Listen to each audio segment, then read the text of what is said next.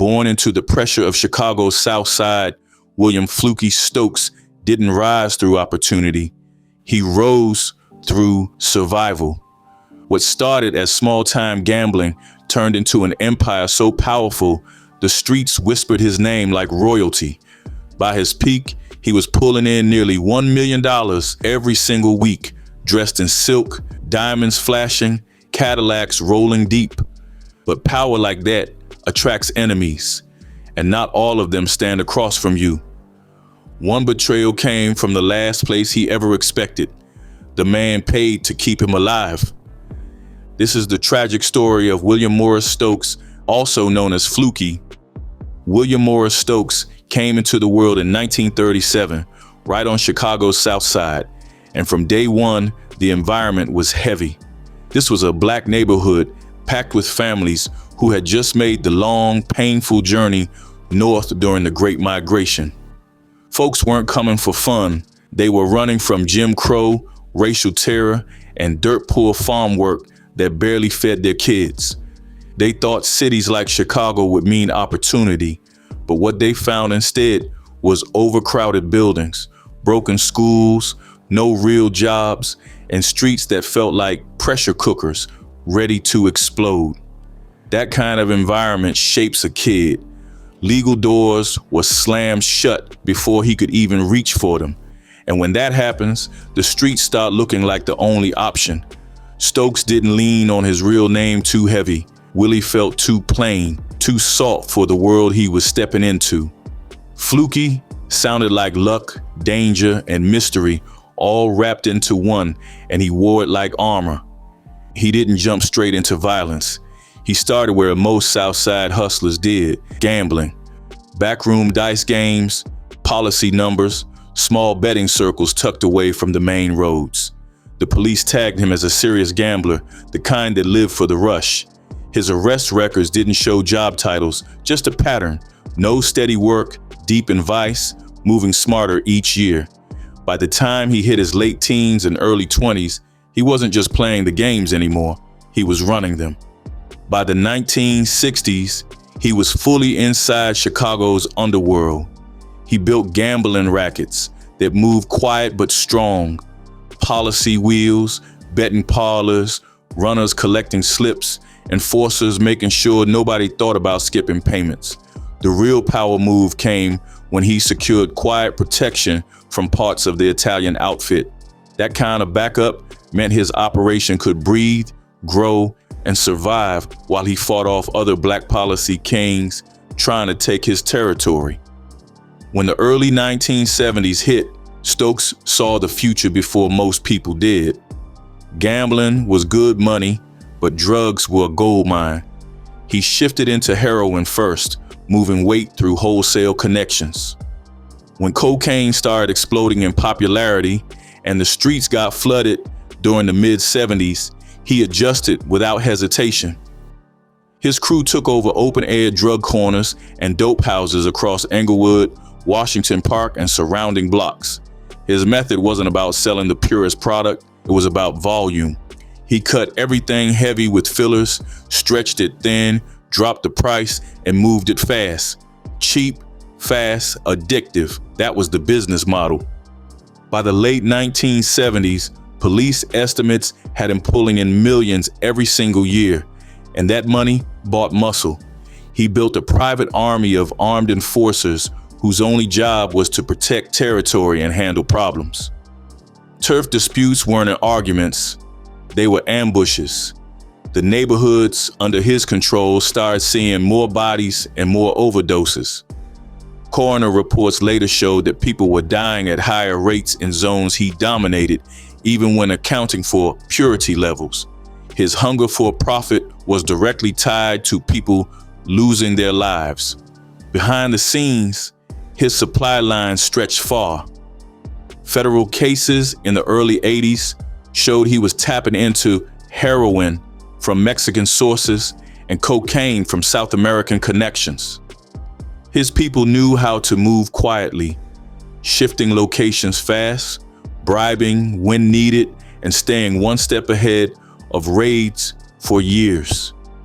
It was a long game of chase and for a long time, he stayed winning. On the surface, he looked like a regular neighborhood businessman. He ran a pool hall on the south side.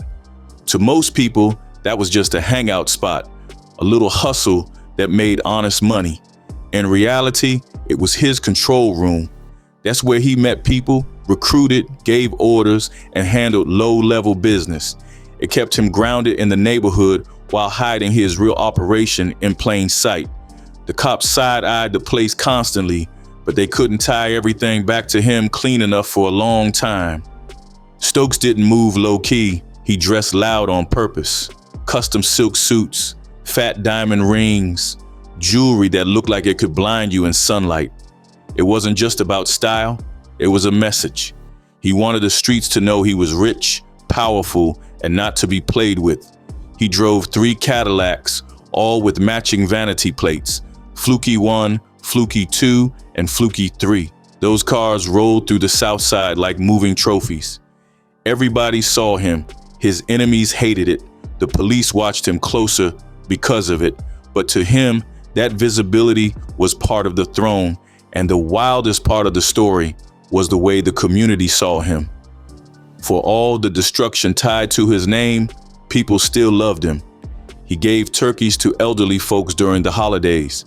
He handed out cash to families who were struggling without making them feel small. When a family lost their home to a fire, he helped get them back on their feet. To many people, he wasn't just a kingpin. He was a helper, a protector, a man who showed up when nobody else did. By the mid-1980s, Fluky was a walking headline, a moving legend, a man who lived so loud that the whole city felt it when he breathed. The moment that locked his story into street history forever came through heartbreak. In February 1984, his son, Willie "the Wimp" Stokes Jr., was shot dead at just 28 years old. Willie Jr. wasn't some quiet side character. He was flashy, known for throwing wild parties, gambling heavy, and moving through the South Side's underworld like he was born for it. Magazines called him a gambler, but the streets knew the real story. He was deep in the game, pushing drugs, running bets, and working right under his father's shadow. Fluky didn't just raise a son, he raised a successor. Willie Jr. had full access to money, power, and protection. He was plugged straight into the gambling racks and drug money. That kind of lifestyle came with beef, enemies, and constant pressure. Nobody ever stepped in to pull him toward a clean life. The streets was the only future handed down to him. The night he died was straight out of a movie. February 1984, Southside Chicago, near 79th and Vincennes. Willie Jr. pulled up near a motel, thinking he was about to walk into a routine check, inspecting a big heroin shipment he was negotiating for himself and his father. Instead, he walked into an ambush. Gunfire, chaos, silence. No clean arrest, no real closure. Just another king's son laid out during a time when crack was starting to flood the streets and young, hungry crews were trying to push old empires out the way. He left behind a wife and 5 kids. Fluky turned grief into theater. The funeral wasn't normal, it was legendary. Chicago had never seen anything like it. Willie Jr. was laid out, sitting upright behind the wheel of a custom-made Cadillac coffin. Not symbolic, real. The coffin was taken to a body shop and built like a car. Real grill, real lights, plastic windshield, dashboard, steering wheel wrapped in flowers, wheels bolted to the bottom. It looked like a 1984 Cadillac Seville sitting inside the funeral home. The price, around $7,000. Vanity plate on it, WIMP. Willie Jr. was dressed loud, hot pink 3-piece suit, matching tie, flashy hat, big diamond ring on his hand. He was posed like he was cruising into the afterlife, holding a fat stack of cash. Some said hundreds, some said thousands. Either way, the message was clear. Fluky said he owed his son that, said the boy bought a brand new Cadillac every year, even sold one to help his dad when things got tight. His mother said Willie lived flashy and believed in style, so that's how he had to go out. While all this was happening, the law was closing in on Flukey. In January 1985, he got convicted for bribery. He had offered police $10,000 for the name of a witness in another murder case. The judge hit him with 3 years, but he walked free after posting a massive appeal bond. Then the murder case against him started falling apart. He had been charged with putting a hit out on a pharmacist named Robert Sarowski, a man who allegedly supplied quinine, a cutting agent used to stretch street drugs. Sarowski had been shot dead outside his home in August 1984. Police believed Flukey and another boss, Charles King Arthur Ashley, ordered it. The case looked strong at first. 3 witnesses pointed right at Stokes. Then, like dominoes, they all recanted. One of them, Daryl Moore, became the center of chaos. He claimed police locked him in a mental health facility to stop him from clearing Stokes. The hospital confirmed he was brought in, tied down, and sedated because he fought officers. Moore said the whole case was built on lies and that he'd been pressured and paid to accuse Flukey. He even claimed prosecutors gave him around $30,000. The state's attorney's office denied it, saying they only paid for relocation. They said they still believed his original story and had no idea why he flipped. 2 other accused men, James Allen and Franklin Freeman, also walked their stories back. They said police and prosecutors scared them into naming Stokes. They said they were told Flukey was the biggest drug dealer on the South Side and that the authorities had been trying to take him down for years. Flukey's lawyers fired back with a federal civil rights lawsuit accusing police and prosecutors of manufacturing a case using dirty witnesses. Moore himself was no saint. He admitted he was a former hitman and claimed he had been a suspect in more than 15 killings. He openly said he had no problem framing somebody for money. At the same time, Moore was allegedly living large with rent paid by the state. His neighbors said traffic was nonstop, day and night. They believed he was running a drug operation right out of the apartment. When the building manager complained, the authorities just moved him instead of dealing with it. In the end, the murder charges against Flukey fell apart completely. He walked out of Cook County Criminal Court a free man. No cuffs, no conviction, no prison. And how did he celebrate? By sliding into his custom 1986 Cadillac convertible with Flukey 2 plates and saying he was headed to Las Vegas to shoot dice. Then came 1986. Flukey threw a party so wild it sounded unreal. A $200,000 celebration for his 30th wedding anniversary with his wife Jean. They held it at the same Southside motel where his son had been murdered. That alone told you what type of man he was. They had live performances by major soul groups. A massive framed portrait of Willie Jr. sat next to the wedding party like he was still there. At one point, Flukey started throwing $50 and $100 bills into the crowd like it was confetti. The whole night was loud, bright, and fearless. And not long after that night, the streets that made him would take him too. Flukey, the man who lived like a king and mourned like a legend, would soon be gunned down himself. By the fall of 1986, the air around Chicago's South Side felt thick, like the streets themselves knew something ugly was coming. Flukey had been moving different, quieter, cautious, the kind of man who built empires doesn't get nervous for nothing. And that night, he wasn't relaxed at all. On November 18, 1986, Flukey and his girlfriend, Diane Miller, stepped out after a late movie showing. No regular ride pulled up for him. He slid into a chauffeur-driven limousine owned by his partner, William Big Bill Hill, a man already known to police as a convicted drug dealer. Even sitting in luxury, Stokes didn't trust the darkness. He lifted a bulky portable phone, rare for that time, and made a call to the house ahead of them. One simple order went through: turn the lights on. He wanted the yard lit up before he even stepped out the car. That kind of paranoia didn't come from nowhere. Word on the street was that after a failed hit on Charles Edward Bay, a former gang leader turned drug rival, Stokes started switching up his routine. He changed routes, shifted times, stayed unpredictable. But somebody was watching closely. Somebody already knew his last move. Right before heading to Miller's house, they had stopped at the Chatham Food Center around 79th and Calumet. The store manager recognized him. 2 cars pulled up, one with bodyguards, the other with Stokes, Miller, and the chauffeur. His security stepped inside first, scanning the store like soldiers. Once it felt clear, Stokes walked in and grabbed the simplest things: pre-pop popcorn and bottled water. Nothing fancy, just regular midnight snacks. Minutes after they pulled off, workers at the store heard it. Shotgun blasts tearing through the quiet, followed by sharp cracks from a pistol. That sound wasn't random noise. It was the beginning of an execution.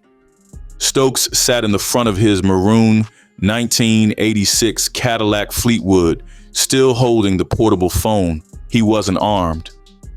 2 men rose out of the shadows from both sides of the street. One carried a 12-gauge pump shotgun and fired straight through the windshield, then stepped closer and blasted through the passenger window. The shots hit Stokes in the mouth and chest, killing him on the spot. The second gunman worked the driver's side. He used a 9mm semi-automatic pistol, firing point blank into the head, neck, and chest of the driver, Ronald Johnson. Johnson fought for life a little longer, but he later died from his wounds. In the back seat, Diane Miller survived by instinct.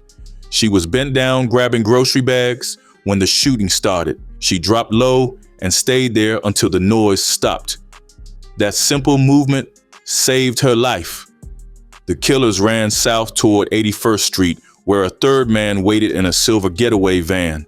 Behind them, a white Cadillac, the tail car, screeched to a stop. Earl Wilson, Stokes' bodyguard, jumped out and fired back with a .357 Magnum. He squeezed off 5 or 6 shots and believed he hit one of them. No blood was found, but rain poured heavy that night, washing the street clean. When police arrived, Stokes was still gripping the portable phone. Investigators later discovered that the base for that phone was inside Diane Miller's house. Witnesses explained this was routine. Stokes would pull up, call the house, and someone would open the door so he could move inside fast. This time, no door opened. Either nobody made it in time or somebody wanted him exposed. Not long after, his brother-in-law, Gordon Battle, showed up furious and shaken, rolling up with an armed security guard. The block turned into chaos. To the city, Fluky Stokes wasn't just another name. He was a street legend. Silk suits, heavy diamonds, loud luxury. But that same flashy lifestyle painted a target on his back. Law enforcement made it clear, a man that visible attracts enemies from every direction. Robbers, rivals, and people he double-crossed. Federal agents quickly concluded this wasn't a robbery gone wrong. This was revenge, a drug war hit, a territory dispute. Stokes had enemies inside and outside his own circle, and he knew it. He had been feeling the pressure. The focus shifted fast toward Charles Edward Bay. He wasn't just a rival. He used to be Stokes' own bodyguard before turning competitor. Months of tension, threats, and bad deals led to full-blown war. Word on the street said Stokes had put up a $50,000 bounty for anyone willing to eliminate Bay. At the same time, death threats were aimed at Stokes himself. Just weeks before the murder, Bay and his associate Highsmith had been shot and badly wounded. 4 days later, Bay vanished from the hospital in a medical helicopter with a doctor and nurse on board. Police never saw him again. Investigators believed Stokes had set him up, and now Stokes was dead. Then came the raids. Police stormed homes in Chicago and Calumet City. What they found was serious, roughly $1 million worth of cocaine and heavy weaponry. Several people were taken in, including 3 Colombian nationals. The safe houses were believed to be tied directly to Bay's operation. One major stop was a house on South Michigan Avenue linked to Charles McFerrin, a former Stokes associate who had switched sides to Bay. Inside, police found a 9mm submachine gun with a silencer, more weapons, and $46,000 in cash. Officers said straight up, those weapons weren't for defense. They were for killing. Another hit took them to an apartment in Calumet City. The haul was even crazier. $167,000 worth of cocaine and another silenced 9mm submachine gun. The people inside, Pedro Rodriguez, his son, and another relative were all charged. With Stokes dead and Bay missing, police believed the real chaos was just starting. Smaller dealers were about to fight over the vacuum of power. More bullets, more bodies, more corners being claimed. To the cops, it was simple. This wasn't random. This wasn't street crime. This was a full-scale narcotics war, and Fluky had just become its most high-profile casualty. The streets went quiet after the hit, but the mystery got louder by the day. The real shooters never caught, but the cops locked in on one name quick, Earl Wilson, the man who was supposed to be standing right by Stokes' side, keeping him alive. See, Wilson wasn't just a bodyguard. The state said he was the mind behind the whole setup. On November 26, 1986, he stood in front of a judge and got held without bond for the murders of Willie Flukey Stokes and his driver, both gunned down on Chicago's South Side. Judge Robert Bastone pushed the case back to December 11th, but the real tension was in what Wilson's lawyer had to say. Robert Edwards, his attorney, made it clear he was scared for his client's life, not just in the streets, but even behind bars. Word was, Stokes had people everywhere, and revenge wasn't just a thought, it was a plan. Edwards said straight up that Wilson denied knowing anything about a murder plot, but his safety, that was shaky, both locked up and walking free. The state painted a way darker picture. Assistant State's Attorney Mary Ellen Cagney told the court that Stokes and his driver were taken out by unknown gunmen, but not by chance. She said Wilson had made the arrangements. The story was that Wilson agreed to set his own boss up for what looked like an armed robbery. While the attack was happening, Wilson wasn't fighting back like a real protector. Instead, prosecutors said he was on a car phone feeding live updates to the attackers. Locations, timing, movement, everything. Even worse, police claim Wilson admitted he was getting paid for the setup, and when the shots popped off, he didn't aim at the attackers.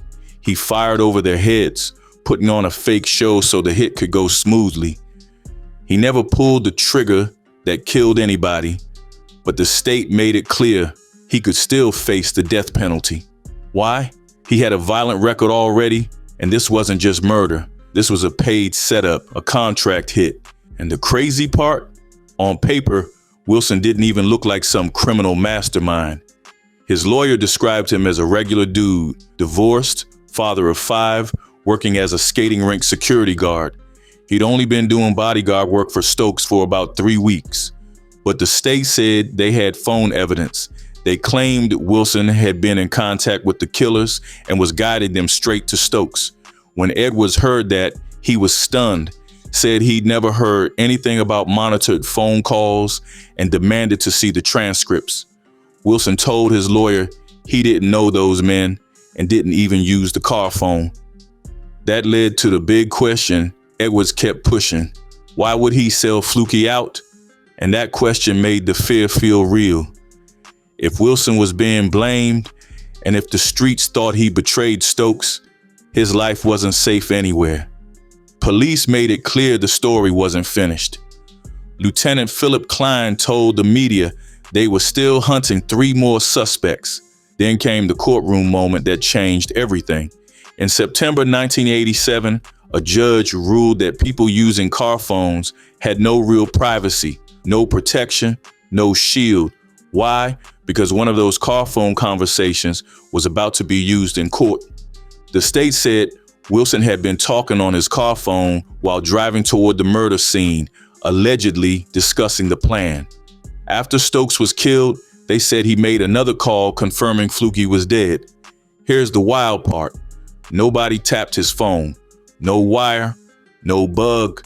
A random guy sitting in Hyde Park with a police scanner overheard the whole thing. The car phone signals were floating through the air like radio waves, and the scanner just picked them up. That man called police immediately, and that's how Wilson got arrested. Wilson's side tried to fight back hard. His lawyer argued the evidence was illegal, saying it was basically a secret wiretap, but Judge Ronald Heimel shut that down. He said they weren't talking about private wires. They were talking about radio waves just floating in the air. Anybody could grab them. The court learned that most car phone users back then had no clue their calls could be picked up that easily. But the judge said ignorance didn't matter. There was no reasonable expectation of privacy like there is with a landline. The scanner listener became a ghost in the story. The prosecutor explained how it went down. The man was just tuning his scanner when he heard a voice listing locations. Then the tone changed. The voice warned someone to make sure they used 2 bodyguards next time. It told them not to run from the scene, to walk away calmly. The next morning, that unknown man called a radio station, then police. He never gave his name, never showed his face. To this day, nobody knows who he was. The prosecutor believed the man stayed silent because he thought he was doing something illegal by listening. Now that the ruling said it was legal, they believed he might finally come forward. But the defense wasn't buying that story. Edwards questioned who just casually owns that kind of listening equipment. He believed the random citizen wasn't random at all. In his mind, it was probably law enforcement quietly snooping around Stokes, who was believed to be one of the biggest heroin dealers on the South Side. Judge Heimel made the final distinction clear. If this had been a cop secretly listening on purpose, the evidence would have been illegal. But since it was ruled as a regular citizen who just stumbled onto the signal by accident, the evidence stood. In the end, everything hinged on one thing, not just what was heard, but who was listening and why. Then, on December 11, 1987, that's when Earl Wilson's world came crashing down. The jury found him guilty for the execution-style killings of Willie Flukey Stokes and his driver, Ronald Johnson. While the verdict hit the room, Wilson didn't move. No shaking, no talking, no breaking down. He just sat there, quiet, like he already knew how this story was going to end. The murders themselves went down a year earlier, November 18, 1986, right after midnight. Stokes pulled up in his black Cadillac outside his girlfriend's spot, and in seconds, the night exploded. A submachine gun, a sawed-off shotgun, no warning, no mercy. Prosecutors said it wasn't random. It was surgical, timed out, mapped out, clean and cold. The state pushed one main story.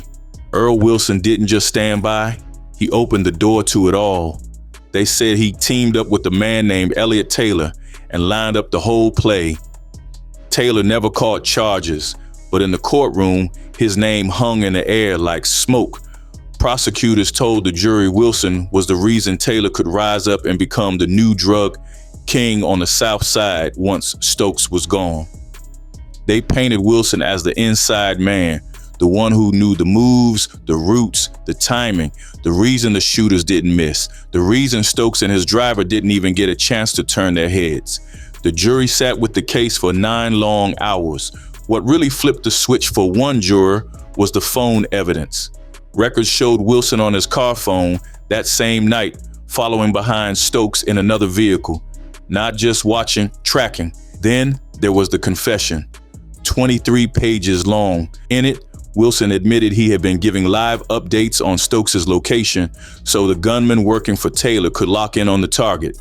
Prosecutors said the plan wasn't just murder, it was a takeover. They believed Wilson was helping flip Stokes' whole drug operation to a new crew. Nobody else ever got charged, and the state stayed quiet on how deep the connections really went. The defense came with a completely different story. They said Wilson was being framed. They pointed at the confession and called it fake. In that statement, Wilson said he thought he was setting Stokes up for a robbery, not a killing. But the defense said that made no sense because there was never any robbery. What happened was a straight execution. So they argued the confession couldn't be real. They also attacked the money angle. The state said Wilson did it for a few $100s. His lawyers said that was crazy. Wilson was already making $300 a week working for Stokes, plus another $250 a week as a paid informant for the state's attorney's office. The idea that he'd risk everything for a few weeks of money didn't sit right with them. The prosecution pushed back hard. They said the real payment wasn't the weekly cash. The real prize was control. Once Stokes was gone, Wilson would have had a lane into a multi-million-dollar drug operation. They also said he watered down his own confession because he couldn't bring himself to admit it was murder. So he tried to play it off like a robbery plan instead.